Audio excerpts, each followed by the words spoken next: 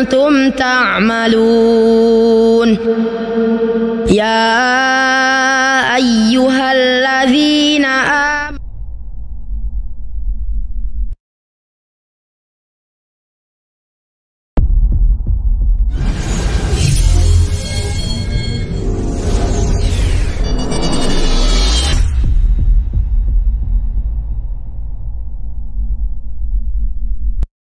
Mar'ah tidak ada memiliki jamak, ya, jamaknya nisaun atau niswatun.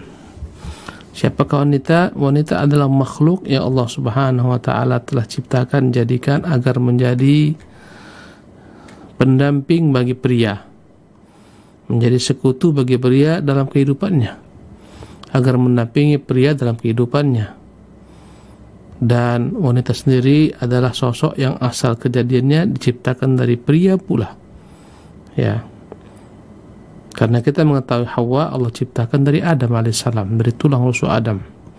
Yang demikian itu agar lebih dalam hubungan antara mereka berdua, agar lebih kokoh, ya, persahabatan antara keduanya, agar lebih dekat satu sama lainnya, agar terwujud apa yang disebut dengan mawaddah dan rahmah, cinta kasih sayang dalam bentuk pernikahan yang begitu indahnya, dalam bentuk yang paling terbaik. Allah Jalla wa'ala berfirman dalam Al-Quranul Karim dalam surah An-Nisa pada ayat yang ke-1 menceritakan kepada kita asal muasal manusia.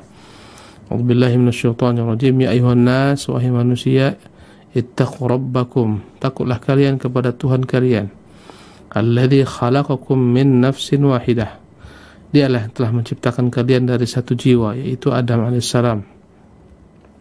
Wa khalaqa minha, dan dari satu jiwa tersebut, dari Adam tersebut, Allah ciptakan zaujaha, pasangannya, yaitu Hawa, ibunda kita. Wa batha minhuma, dan Allah memperbanyak dari keduanya, menyebarkan dari keduanya rijalan katsiran wa nisaa, laki-laki yang banyak dan perempuan-perempuan yang banyak. Dari keduanya lah terpancar seluruh anak-anak manusia yang ada di permukaan bumi ini. Wattaqullaha alladzi tasaaluna bihi wal arham, takutlah kalian kepada Allah yang kalian selalu meminta dan berdoa dengan menyebutkan namanya, dan takutlah kalian untuk memutuskan silaturahmi. Innallaha kana 'alaikum raqiba, sesungguhnya Allah senantiasa terhadap kalian memantau. Dalam ayat lain Allah Jalla wa'ala juga menjelaskan tentang sosok wanita ini dalam firman-Nya yang termuat dalam surah Ar-Rum ayat ke-21.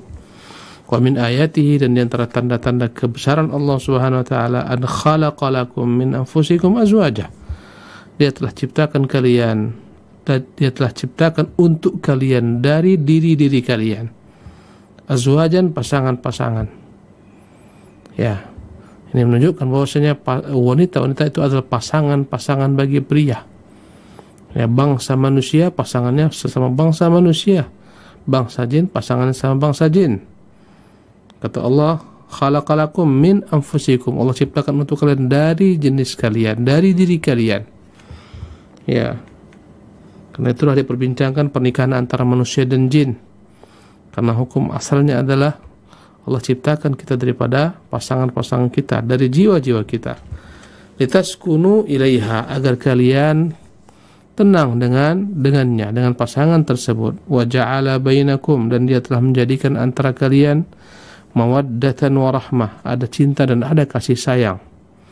Inna fi dzalika laayatin liqaumin yatafakkarun, sungguh dalam penciptaan itu, penciptaan laki-laki dan perempuan diciptakan dari laki-laki, Allah sebarkan daripada keduanya berbagai macam bentuk anak keturunan yang banyak, adalah merupakan tanda-tanda kebesaran Allah bagi kaum yang mau berfikir.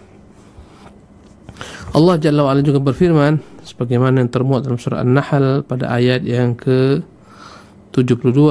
Allah mengatakan, wallahu ja'ala lakum min anfusikum azwaja, Allah lah yang telah menjadikan untuk kalian dari diri-diri kalian pasangan-pasangan.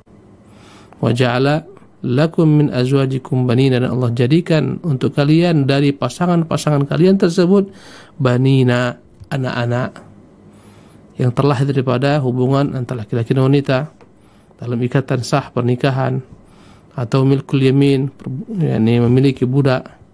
Seorang tuan memiliki budaknya, Allah ciptakan dari pasangan kalian tersebut banina, anak-anak, wa hafadatan, dan cucu-cucu.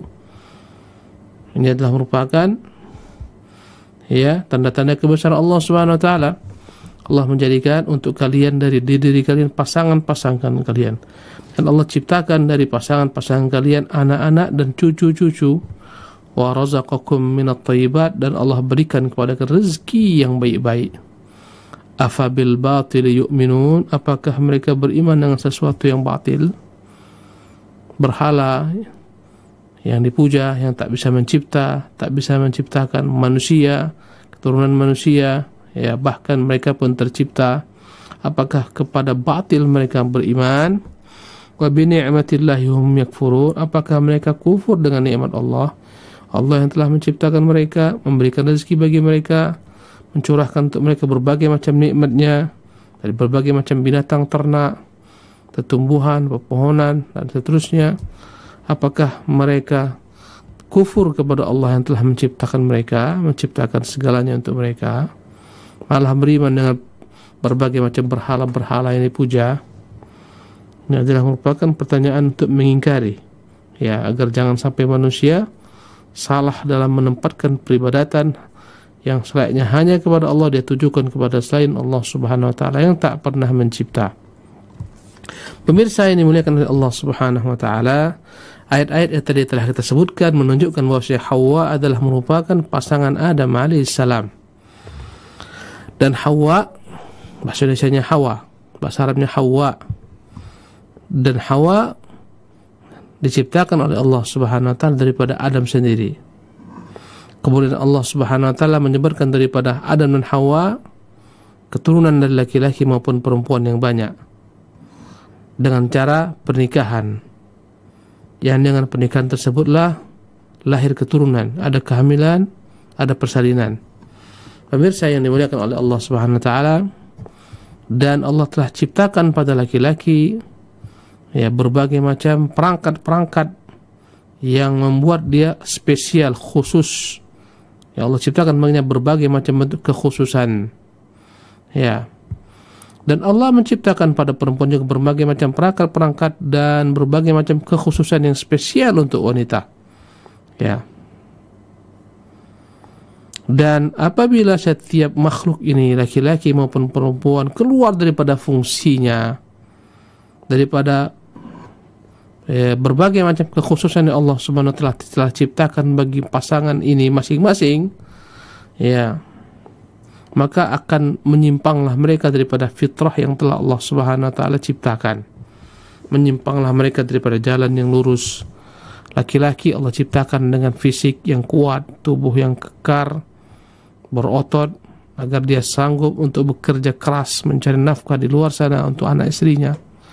Allah ciptakan perempuan dengan faktor yang begitu lembut, dengan tubuh yang begitu gemulai, tubuh yang lemah lembut, perkataan yang lemah lembut, subhanallah, agar menjadi pelengkap bagi pria, agar pria tentram dengannya, subhanallah. Bagaimana Anda bayangkan jika perempuan itu seperti laki-laki, berotot, tubuhnya tegap, niscaya tak akan nyaman laki-laki dengannya.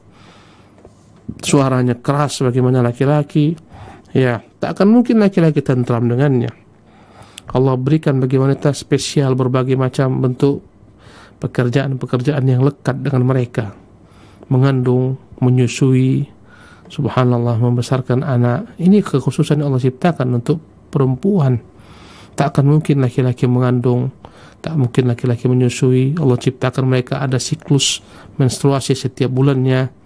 Jika tidak dibuahi akan keluar dalam bentuk darah, yang dia adalah merupakan bentuk kebiasaan wanita yang spesial bagi mereka. Diciptakan Allah pula lah bagi mereka hukum-hukum, hukum haid, hukum nifas, hukum istihadah yang tak sama dengan laki-laki.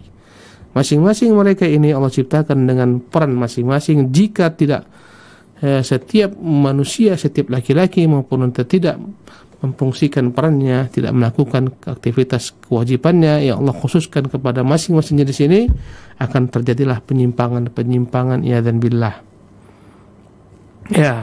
Karena itulah Islam sangat melarang setiap laki-laki itu menyerupai perempuan, bahkan melaknat. Demikian juga Islam melarang setiap perempuan menyerupai laki-laki, bahkan terlaknat. Agar jelas, subhanallah, antara kedua ini terdapat perbedaan untuk saling melengkapi. Ya, laki-laki Allah ciptakan dengan janggutnya, subhanallah. Ya, Allah ciptakan perempuan dengan rambutnya yang panjang. Berkata Ibunda Aisyah, "Walladzi jammala ar-rijala bil-lihya wan-nisaa bidzawaib." Demi Allah yang telah menghiasi wanita dengan rambut yang berkucir-kucir, menghiasi laki-laki dengan janggut yang lebat, agar berbeda antara keduanya. Subhanallah. Masing-masing memiliki pakaian khusus untuk mereka. Ya, ini agar tujuannya mereka tidak kabur, agar mereka masing-masing menjadi melaksanakan fungsi mereka dalam kehidupan di permukaan bumi ini. Subhanallah. Takkan mungkin laki-laki menyusukan, tak mungkin laki-laki melahirkan, tak mungkin laki-laki hamil. Ini adalah merupakan fungsi-fungsi yang Allah khususkan untuk perempuan. Subhanallah. Diciptakan untuknya berbagai macam hukum-hukum, perangkat-perangkat yang berbeda dengan laki-laki. Diciptakanlah laki-laki sebagai sosok, ya, pemimpin bagi wanita dalam rumah tangga. Semuanya telah Allah Subhanahu wa taala gariskan.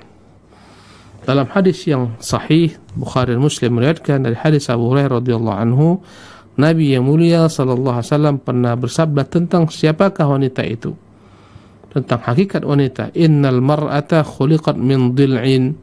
Sesungguhnya wanita itu tercipta dari tulang rusuk yang bengkok.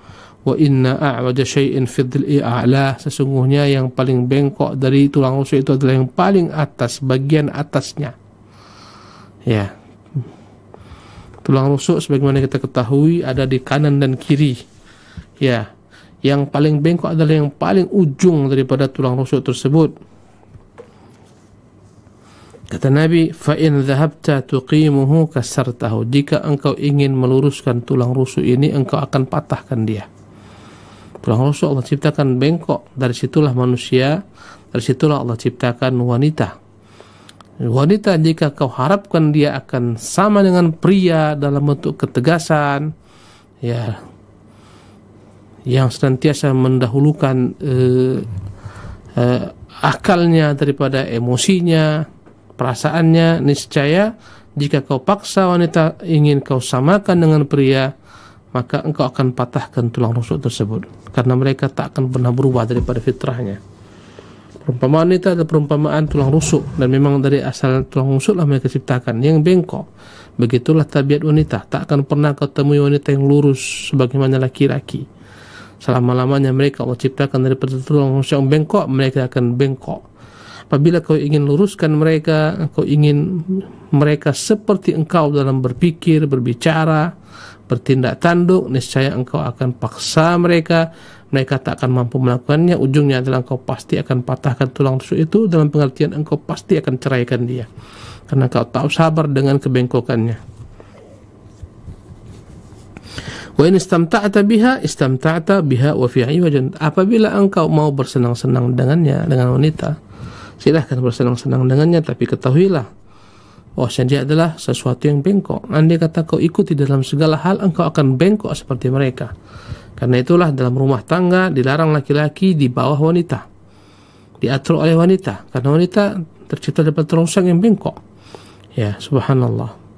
Mereka bagian daripada pria, di bawah pria.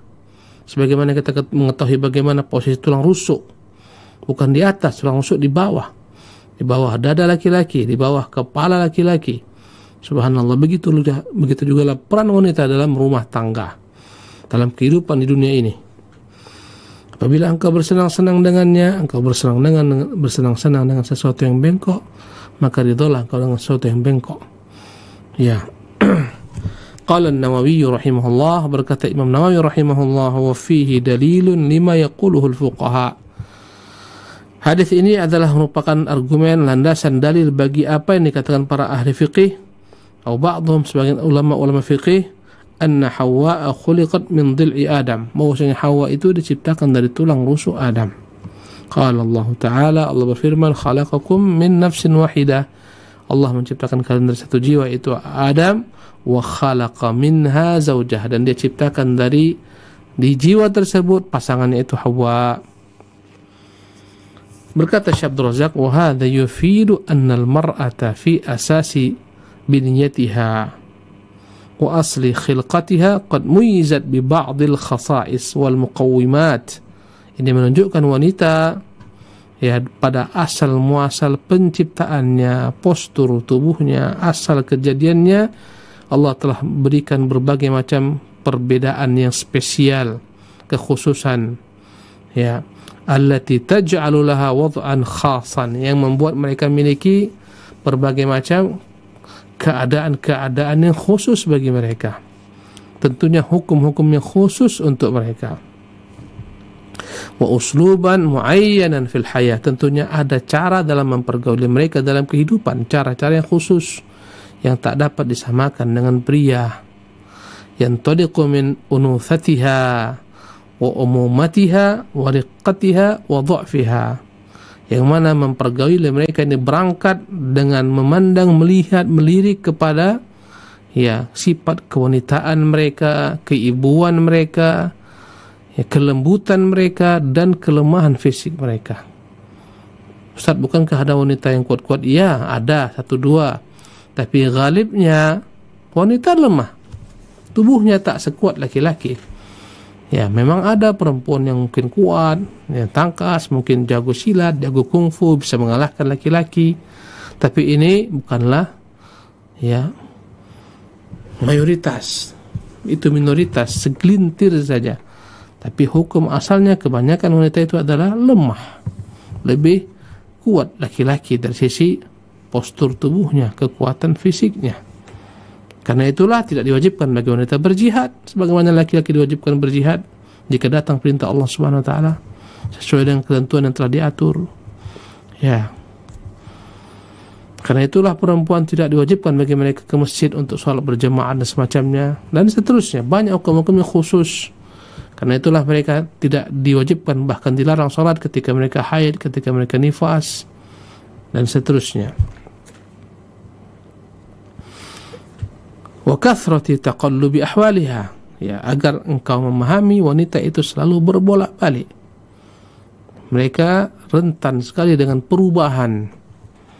Ya, begitu cepatnya mereka berbolak-balik, barusan mengatakan A, kemudian mengatakan B.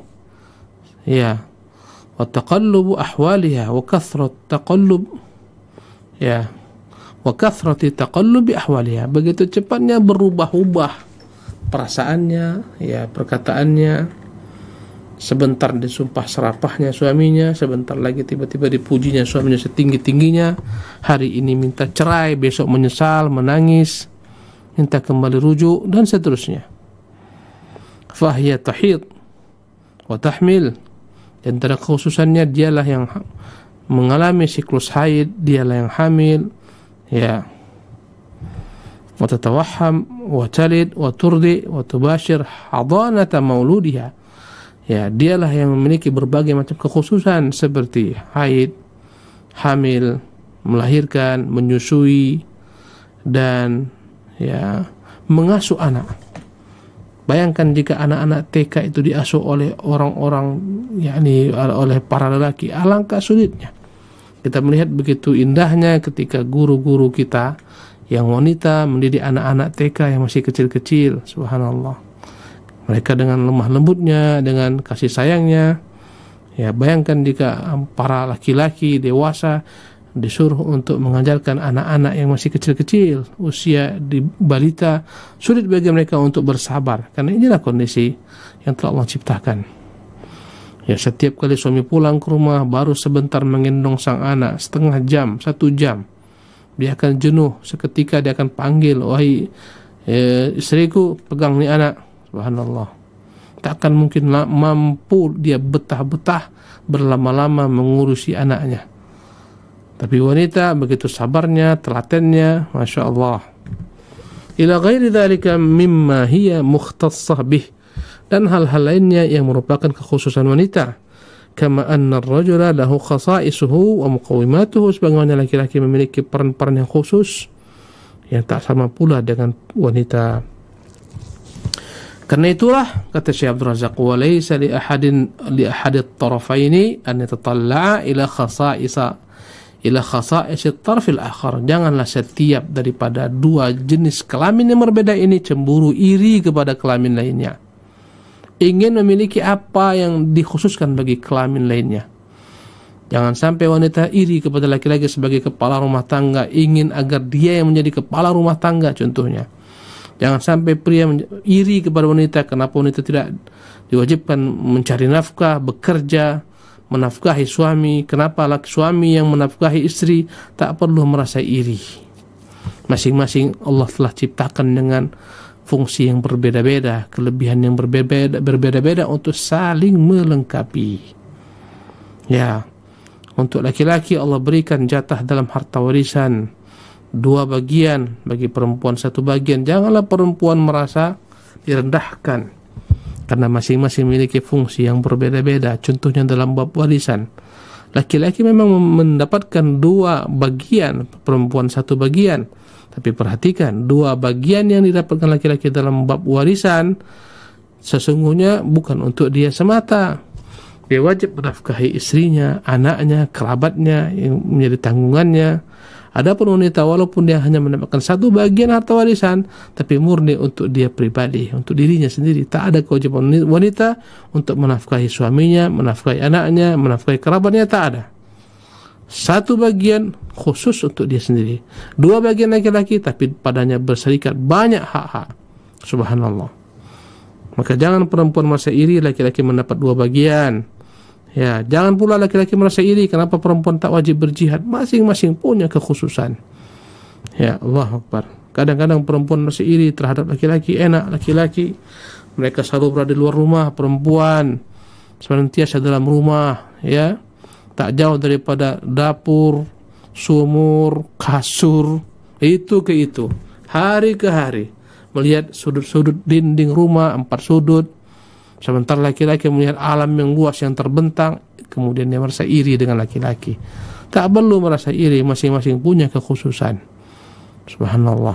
Ya, jangan pula laki-laki merasa iri kepada wanita. Enak menjadi wanita, tak payah pergi kemana-mana. Kami kaum laki-laki pergi keluar, membanting tulang, peras keringat, berhadapan dengan banyak manusia, dengan kerasnya hidup, mencari nafkah.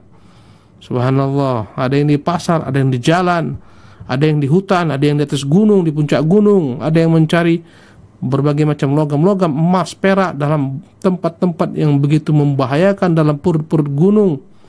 Ya, membahayakan.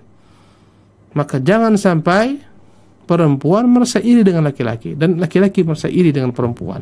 Syukurilah masing-masing, ya, apa-apa yang telah Allah Subhanahu wa taala gariskan bagi kedua bentuk manusia ini.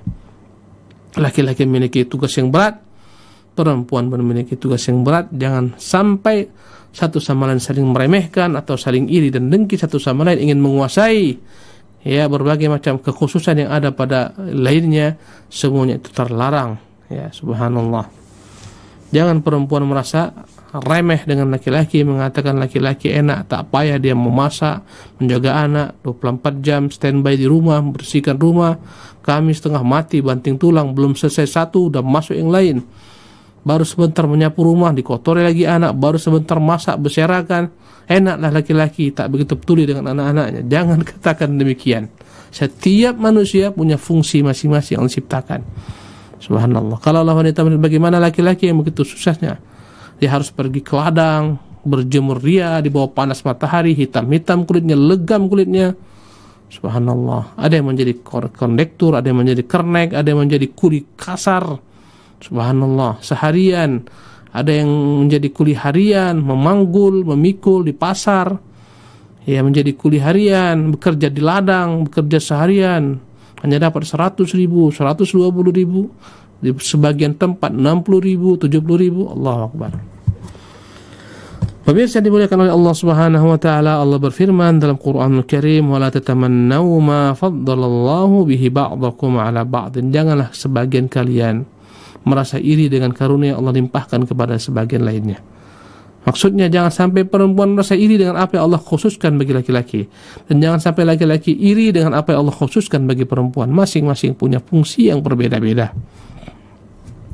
Lirijali nasibun mimma iktasabu, yang jelas setiap laki-laki akan memperoleh ganjaran dari apa yang mereka buat. Jika mereka lakukan kewajiban mereka dengan benar, mereka tunaikan hak-hak istri mereka dengan benar, mereka akan mendapatkan ganjaran pahala. Walin nisa'i nasibun mimma iktasabna, sebagaimana wanita pun akan memiliki ganjaran pahala dengan apa yang mereka perbuat. Tak akan pernah hilang di sisi Allah wanita yang sejak pagi memasak untuk suaminya, menyiapkan untuk anak-anaknya, menyetrika baju suaminya, merapikan rumah. Tak akan sia-sia di sisi Allah SWT. Semua sedang berjihad. Allahu Akbar. Ya. Was'alullah min fadlihi. Jangan merasa iri dan dengki kepada pasanganmu. Minta saja kepada Allah karunia-Nya. Jangan iri laki-laki kepada istri, istri kepada laki-laki. Minta saja daripada Allah SWT karunia-Nya agar tercurah kepada kalian berdua. Innallaha kana bikulli syai'in alima. Sesungguhnya Allah Maha mengetahui atas segala sesuatu.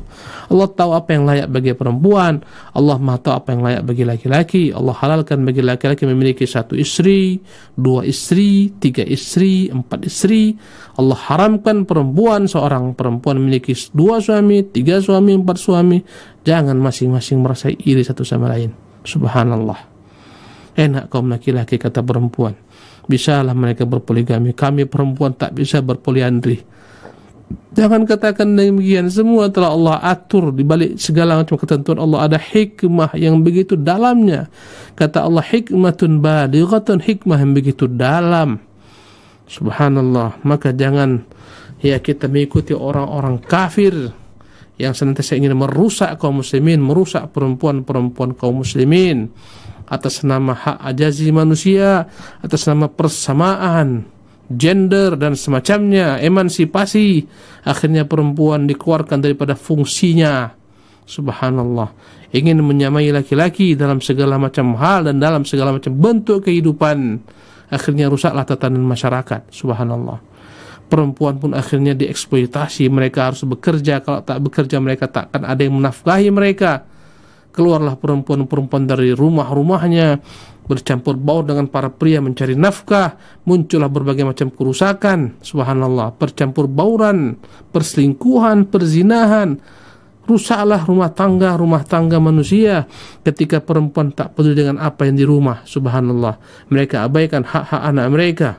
Mereka abaikan hak-hak suami mereka. Subhanallah. Ya. Ketika suami pulang ke rumah mendapati setelah letih bekerja seharian di luar, antara keduanya pun masing-masing menjadi asing satu sama lain. Subhanallah. Ya. Semenjak terjadinya revolusi Prancis, dahulu kala perempuan-perempuan di barat sana mereka tak keluar. Mereka di rumah, mereka dipingit, mereka menjadi sektor-sektor yang mengurusi berbagai macam bentuk perkara-perkara dalam rumah tangga.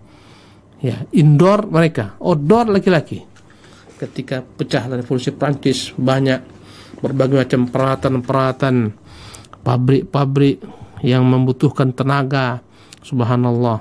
Maka kemudian mereka pun dikeluarkan dari rumah-rumah mereka. Mereka pun padat mencampuri berbagai macam lini dan sisi-sisi kehidupan, sektor-sektor pekerjaan. Ketika itu perempuan pun mulai meninggalkan fungsinya sebagai perempuan. Subhanallah. Anak-anak pun kehilangan ibu-ibunya. Sudahlah kehilangan ayahnya, kehilangan ibunya. Banyak anak-anak menjadi yatim sebelum orang tuanya meninggal dunia. Subhanallah. Ya. Dititipkanlah anak-anak kepada tempat-tempat titipan. Subhanallah. Kadang-kadang diasuhlah anak oleh pembantu-pembantu rumah tangga. Ya. Akhirnya hilanglah kecintaan anak kepada sang ibu. Sebagaimana terjadi negeri-negeri kafir. Subhanallah. Anak tak merasa lagi rindu kepada sang ibu. Demikian ibu pun tak merasa rindu kepada sang anak. Kumpulnya hanya sebentar ketika malam hari. Kehidupan berjalan. Ketika kelak anak-anaknya telah dewasa, anak-anak telah memiliki profesi, pekerjaan, ibu-ibu mereka telah tua, maka mereka pun tak peduli kepada ibu-ibu mereka yang dahulu tak peduli kepada mereka. Mereka hantarkan ibu-ibu mereka, bapak-bapak mereka ke panti-panti jompo. Subhanallah. Karena mereka menganggap orang tua yang telah tua renta menjadi beban bagi kehidupan mereka. Dihantarkanlah setiap orang tua ini ke panti-panti jompo. Di sana berkumpullah setiap orang-orang tua yang telah lanjut usia, yang tinggal menunggu kematian belaka, jauh daripada anak dan cucunya, merindukan keramaian anak cucunya. La haula wala quwata illa billah. Inilah dampak daripada emansipasi yang disuruhkan, gender yang diinginkan, persamaan hak kata mereka, persetaraan kata mereka. Inilah dampaknya, subhanallah. Lebih daripada itu, perempuan pun malas hamil, perempuan malas mengandung, banyak resiko. Dia mau mencari pekerjaan, profesi, tak ada lagi kehidupan, tak ada keturunan. Karena itulah banyak negeri-negeri kufar menjerit karena begitu minimnya tingkat kelahiran, karena perempuan tak mau melahirkan. Berat melahirkan, resiko banyak. Subhanallah, mereka paling anti dengan namanya lembaga pernikahan yang mengikat mereka dengan segala macam konsekuensinya. Sementara nafsu harus dilampiaskan, syahwat harus ditempatkan, dilampiaskan, maka hiduplah mereka dalam kehidupan bagaikan binatang tanpa ikatan pernikahan. Subhanallah, menikah banyak konsekuensinya, punya anak banyak konsekuensinya, akhirnya mereka kumpul kebo. Iya dan billah. Itulah kehidupan yang kita inginkan? Tentu tidak. Ma'asyarul muslimin rahimakumullah. Dan bangsa-bangsa kufar begitu bingung melihat betapa bombastisnya kelahiran dalam generasi-generasi kaum muslimin di negara-negara maju sana, di negara-negara Eropa sana. Begitu padatnya populasi kaum muslimin karena mereka beranak pinak, sementara orang-orang kafir anti beranak, anti dengan namanya lembaga pernikahan dan semacamnya. Subhanallah, mereka pun kebingungan. Ya, orang tua mereka yang tua renta dibuang di panti-panti jompo, tidak sebagaimana kaum muslimin yang memuliakan orang tua mereka, kakek mereka, nenek mereka, bersama mereka menghiasi hari-hari tua mereka. Subhanallah, dalam kegembiraan, dalam subhanallah. Ini hanya ada dalam Islam. Ma'asyarul muslimin, pemirsa yang dimuliakan oleh Allah Subhanahu wa taala.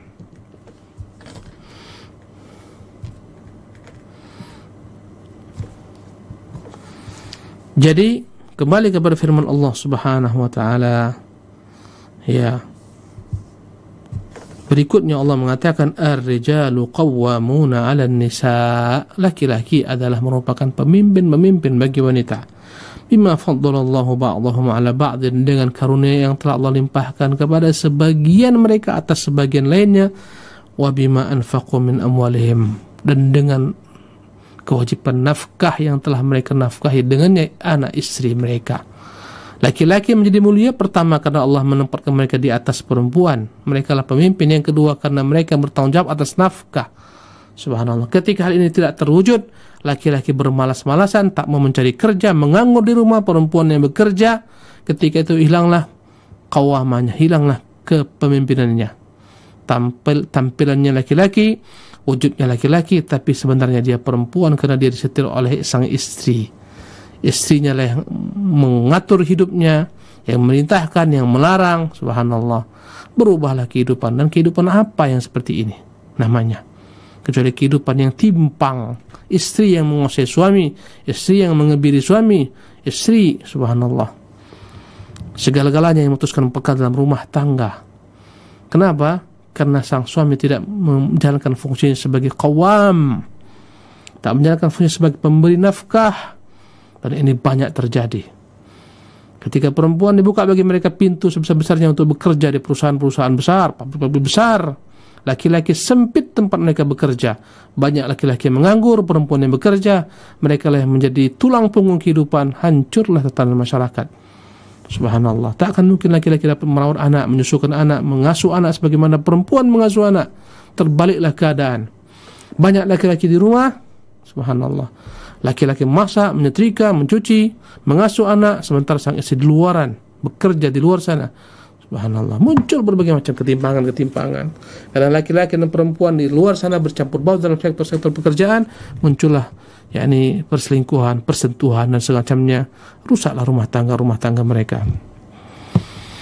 Wa qawamatur rajuli 'ala al-mar'ati huwa mimma faddalallahu bihi ba'dahum. Maka kepemimpinan yang Allah berikan kepada laki-laki adalah karunia Allah SWT Allah berikan atas mereka, ya, ala ba'din, di atas sebagian lainnya. Wa min dzalika ma khussa bihi ar-rajulu min kamalil aqli. Dengan itulah Allah spesialkan laki-laki dengan akal yang sempurna.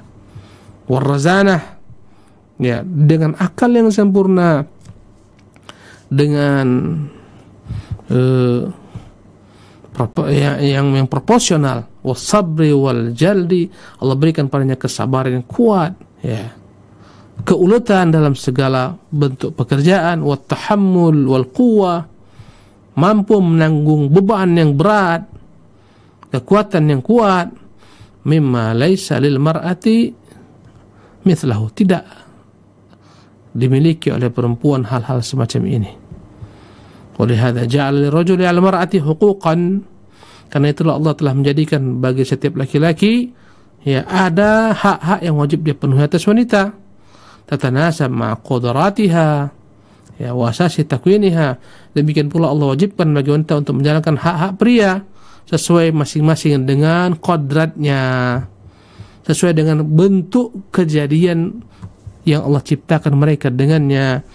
Wa ja'ala lil mar'ati 'ala ar-rajuli huquqan tatanasab ma'a qudratihi wa asasi takwinihi. Allah telah ciptakan pula laki-laki dengan berbagai macam kemampuan. Ya. Ya, dengan itu mereka memiliki kewajiban-kewajiban yang mereka harus tunaikan kepada istri-istri mereka sesuai dengan apa yang telah Allah fitrahkan atas kedua belah manusia ini. Laki-laki punya hak, perempuan punya hak. Laki-laki punya kewajiban, perempuan punya kewajiban yang berbeda-beda. Dengan terwujudnya ini, maka indahlah kehidupan. Pemirsa yang dimuliakan oleh Allah SWT, demikianlah topik yang kita sampaikan pada hari ini. Semoga bermanfaat. Ya, semoga dengan ini kita memahami karakter wanita dan karakter pria, bagaimana dalam bersikap dan menyikapi karakter ini. Wallahu ta'ala a'lam, wa sallallahu wasallam wa baraka ala abdihi wa rasulih Muhammadin, wa akhiru da'wana alhamdulillahi rabbil alamin. Kita akan melihat soal-soal yang masuk kepada kita biidznillah.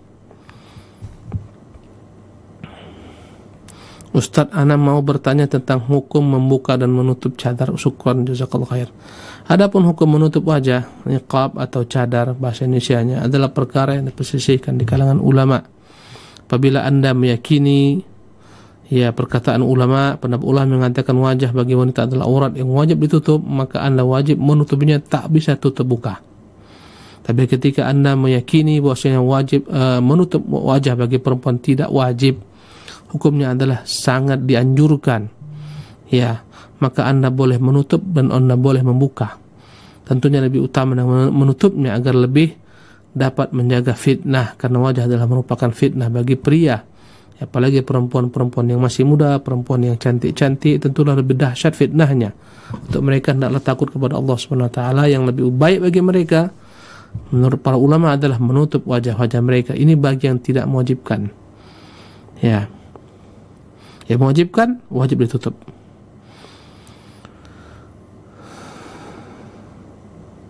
Ustadz, pertanyaan, adakah dalil dalam Quran ataupun sunnah atau hadis yang menceritakan bahwasanya bumi dan langit itu Allah SWT ciptakan karena roh Rasulullah? Tidak ada, kecuali hadis yang palsu.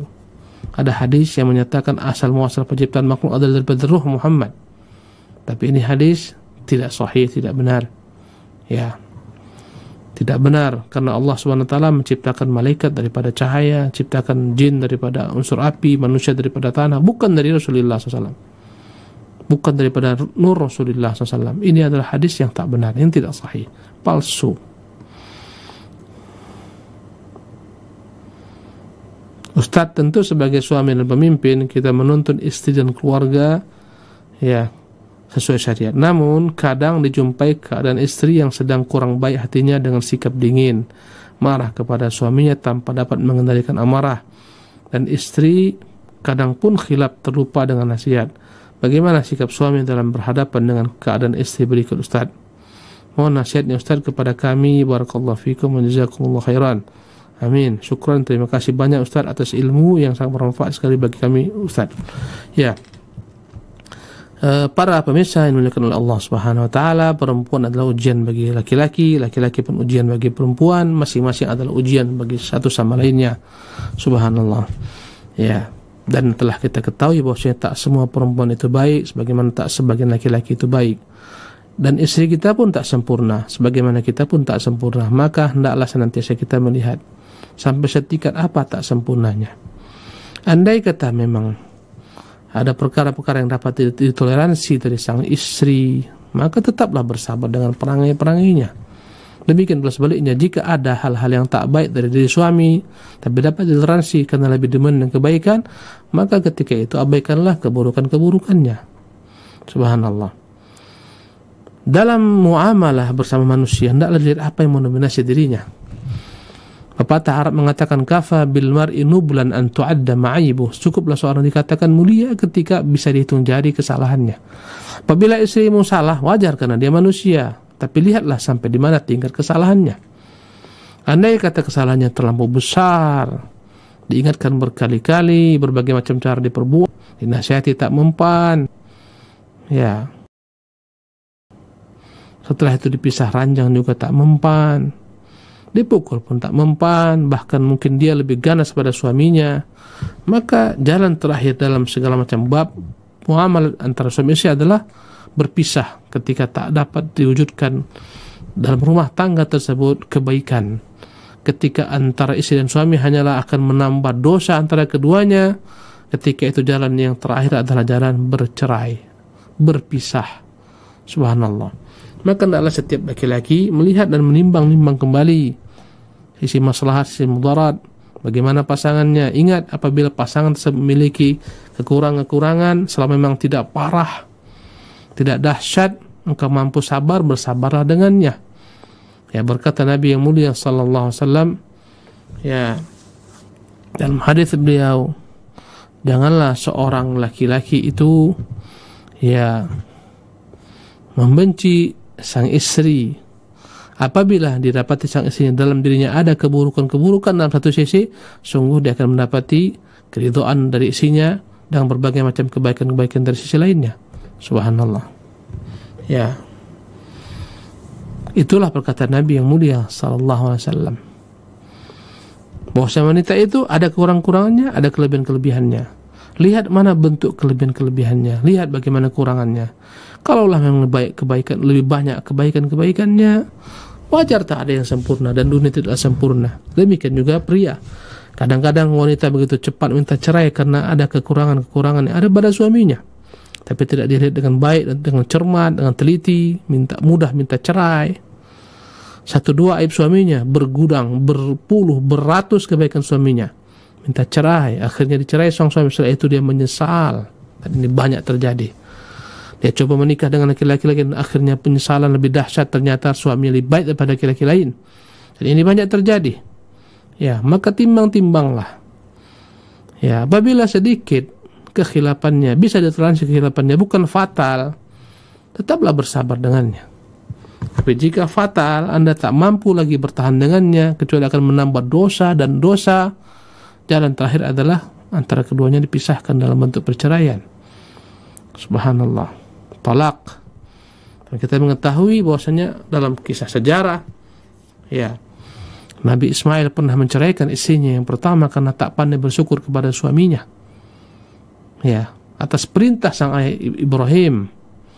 Ya, kata Ibrahim, jika datang suamimu katakan agar merubah pintu rumahnya.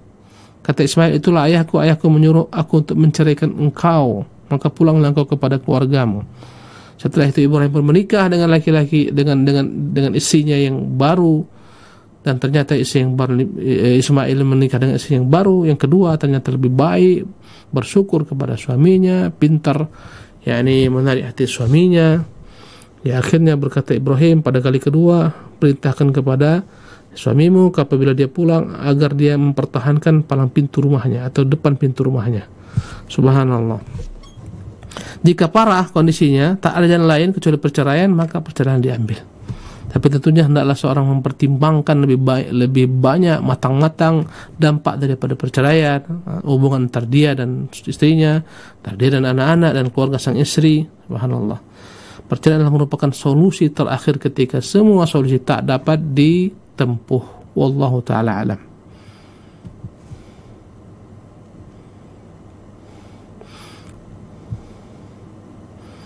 Ustadz, bagaimana hukum menerima uang dari orang kafir yang bertransaksi jual beli babi, yang mana uang itu kemungkinan terkena dengan darah babi atau semacamnya? Syukran. Ya, adapun bermuamalah dengan orang kafir boleh-boleh saja. Ya, dan kita mengetahui orang kafir pada masa Rasulullah itu ada Yahudi, ada Nasara. Bahkan di Madinah ketika Rasulullah awal tiba di kota Madinah, di sana ada pasar kaum Yahudi namanya suku Bani Qainuqa, pasarnya Bani Qainuqa, dan di sana bertransaksi, berjual beli kaum muslimin sebagaimana kita ketahui. Sebab diusirnya Bani Qainuqa karena seorang muslim yang sedang berbelanja di pasar mereka kerjai, mereka telanjangi. Ya, mereka ikat roknya sehingga akhirnya terjatuh. Ketika dia jalan tersingkaplah auratnya, menjeritlah wanita ini, datanglah laki-laki kaum muslimin membelanya, membunuh laki-laki Yahudi tersebut, kemudian dia pun dikeroyok oleh laki-laki Yahudi dan akhirnya dia mati. Dan itulah Rasulullah kepung mereka, mengusir mereka. Maka bermuamalah dengan mereka boleh-boleh saja, tak ada masalah, walaupun kita meyakini bahwasanya orang kafir tak selamat daripada perkara yang haram. Pada masa Nabi SAW bermuamalah dengan kaum Yahudi, kita ketahui Yahudi mereka menghalalkan riba, bertransaksi dengan riba, tapi Nabi tetap bermuamalah dengan mereka, Nabi berjual beli dengan mereka. Bahkan kita ketahui di akhir kehidupan Nabi yang mulia SAW, beliau wafat dan masih tergadai baju besi beliau karena beliau membeli gandum pada seorang Yahudi yang belum terbayar. Subhanallah. Maka boleh-boleh saja, dari manapun income-nya, apakah dia dari hasil jual babi, dari hasil jual macam-macam, jual anjing dan seterusnya, dia membuka usaha jual beli anjing, jual beli babi, jual beli kucing, apapun usahanya, ketika dia bertransaksi dengan seorang muslim tak ada masalah. Dia berjual beli dengan kita tak ada masalah. Bagaimana Ustaz jika uangnya dikhawatirkan jangan-jangan kena darah babi? Katakan hukum asal sesuatu adalah suci sampai kau yakin dia telah ternodai dengan najis. Jika kau lihat uangnya tak ada pada tanda-tanda darah dan segala macam, maka itu uang adalah suci. Ya. Jadi jangan mempersulit diri, ya. Tiap kali kau bertransaksi dengan orang kafir, kau lihat uangnya ada enggak darahnya dan segala macam, jangan bersulit diri. Apalagi kau tanya, ini uang dari mana dapatkan? Itu bukanlah dalam Islam. Mempersulit diri, apa kerja engkau sehingga kau memberikan kepada uang ini? Apakah engkau bekerja pada sektor-sektor yang haram? Tak boleh. Terima saja, enggak ada masalah. Ya. Adapun jika mereka memang bekerja pada sektor yang haram, mereka menghalalkan riba, mereka mengharamkan jual beli khamar, itu mereka dengan Allah SWT. Tapi ketika telah menjadi uang, dia berbelanja dengan Anda, silahkan. Dia bertransaksi dengan Anda, silahkan. Halal, tak ada masalah insyaAllah tabaraka ta'ala. Ustaz, apakah iblis itu satu? Ataukah berapa jumlah mereka? Iblis itu satu. Ya. Tapi bangsa jin banyak, hanya Allah tahu jumlah mereka. Dari bangsa jin yang mengikuti iblis disebut syaitan. Dari golongan manusia yang mengikuti iblis disebut syaitan dari golongan manusia. Wallahu ta'ala alam. Ustaz, bagaimana hukum memanah dan berkuda bagi wanita? Jika dia sekedar untuk berolahraga ringan, tak ada masalah wanita memanah, wanita berkuda, enggak ada larangan dalam Islam, tak ada larangan.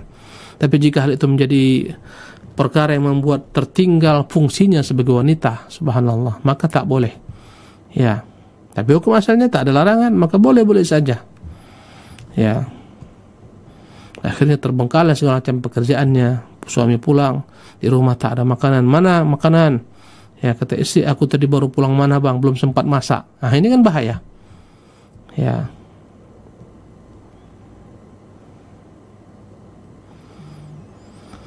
Pertanyaan berikutnya, Ustaz, saya mau bertanya bagaimana cara nazar bagi orang tua si akhwat yang masih awam. Nazar biasa. Ya, apabila engkau tertarik ingin menikahi seorang perempuan, datang kepada keluarganya. Kemudian lihatlah dia, ya, bersama walinya, tak ada masalah. Dan dalam masalah melihat wanita ini yang akan dinikahi, boleh melihat dengan sepengetahuannya. Di hadapan walinya, boleh melihatnya dengan tanpa sepengetahuannya. Tak ada masalah engkau melihat fotonya terlebih dahulu atau engkau curi-curi pandang melihat dia tanpa diketahuinya, tak ada masalah. Hal itu semua boleh. Atau kau beritahukan kepada walinya, kau beritahukan kepada orang tuanya, engkau akan melihat putrinya, semuanya boleh. Ya, dan dalam masalah nazar ini, apa yang boleh dilihat? Kebanyakan ulama mengatakan yang boleh dilihat adalah wajahnya dan telapak tangannya. Sebagian ulama mengatakan boleh, andai kata sang laki-laki menuntut lebih daripada itu, melihat rambutnya, melihat lehernya, melihat betisnya, tak ada masalah. Jika memang dia berhasrat untuk menikahi perempuan tersebut, untuk meyakinkan diri, tak ada masalah. Ini pendapat didukung oleh sebagian para ulama-ulama kita, sebagaimana dipatutkan oleh Syekh Sulaiman Ruhaili, ya hafizahullah tabaraka ta'ala. Boleh lebih daripada sekedar wajah dan telapak tangan. Ada yang ekstrim, mazhabnya Zahiriyah membolehkan melihat segala sesuatu kecuali dua auratnya saja. Ini pendapat yang jauh daripada kebenaran, wallahu ta'ala alam. Apakah bagi seorang wanita boleh menghajikan orang tuanya? Boleh ketika orang tuanya telah wafat dan belum berhaji. Dan boleh dihajikan setelah dia pernah haji terlebih dahulu untuk dirinya. Ya, bagi perempuan yang ingin menghajikan orang tuanya wajib haji untuk dirinya terlebih dahulu, baru berikutnya, tahun berikutnya, selanjutnya menghajikan orang tuanya. Ya, tak ada masalah. Dan ini pernah terjadi dengan salah seorang sahabat Nabi yang mulia SAW. Ketika Rasulullah sedang dalam keadaan pada haji wada, dia mendengar seseorang berkata, labbaik Allahumma an syubrumah. Ya Allah, aku memenuhi seruan panggilanmu untuk berhaji untuk Syubrumah. Kata Nabi, siapa Syubrumah? Dia katakan, akhun li, dia adalah saudaraku, atau qaribun li, atau kerabatku. Kata Nabi, apakah engkau telah haji untuk dirimu? Dia katakan, belum ya Rasulullah. Kata Nabi, hujja an nafsika thumma hujja an Syubrumah. Haji dulu untuk dirimu, barulah engkau setelah itu berhaji untuk Syubrumah. Masalahnya tak ada masalah, insyaAllah. Boleh saja. Dan ketentuan yang tadi telah kita sebutkan. Ustaz, apakah dibolehkan dalam syariat Islam wanita memimpin? Ya, dalam bab tertentu memang wanita dibolehkan memimpin, tapi dalam bab al-imamatul kubra, al-imamatul uzma, sebagai pemimpin dalam suatu negeri, tak dibolehkan. Ya, sebagaimana yang Rasulullah katakan dalam hadis yang dikeluarkan Imam Bukhari rahimahullah dari riwayat Abu Bakrah, lan yufliha qaumun walau amrahum imra'atan, tak akan berjaya satu kaum yang telah memilih pemimpin mereka dari golongan wanita. Adapun dalam masalah kepemimpinan yang di bawah, wanita menjadi kepala sekolah, tak ada masalah insyaallah baraka taala.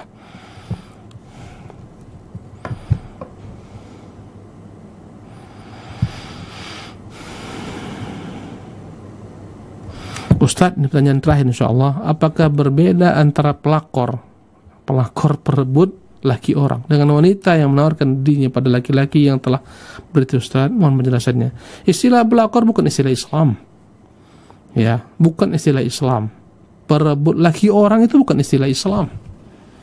Ya, laki orang, seorang laki-laki bukan milik istrinya, milik Allah Jalla wa Ala. Maka seorang istri tak sah, tak boleh mengatakan ketika ada keinginan lakinya untuk menikah dengan laki-laki lain, akhirnya menikah dengan perempuan lain, akhirnya dia katakan kepada perempuan tersebut, engkau pelakor, engkau berebut laki orang. Tak boleh. Ya, semuanya terpulang kepada keinginan suaminya. Apabila suaminya ingin berpoligami, maka sang istri tidak boleh menghalanginya, karena syariat Allah Subhanahu wa taala. Ya, ketika seorang perempuan menawarkan dirinya agar nikah oleh seorang laki-laki yang saleh juga tak ada masalah, walaupun laki-laki tersebut telah menikah, tak ada masalah. Ya, selama laki-laki tersebut mampu mewujudkan perkara keadilan dalam rumah tangga, maka tak ada masalah dalam bab ini. Ya, maka tak selayaknya istri menghalangi suami dalam perkara ini, bahkan minta cerai dalam perkara ini. Ya, karena Allah SWT telah menghalalkan, para nabi telah Allah halalkan untuk berpoligami.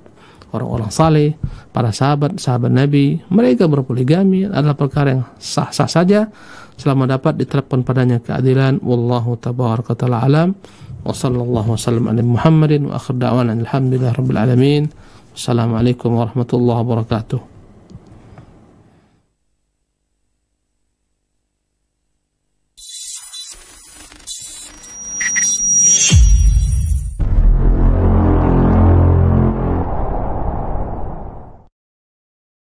بسم الله الرحمن الرحيم.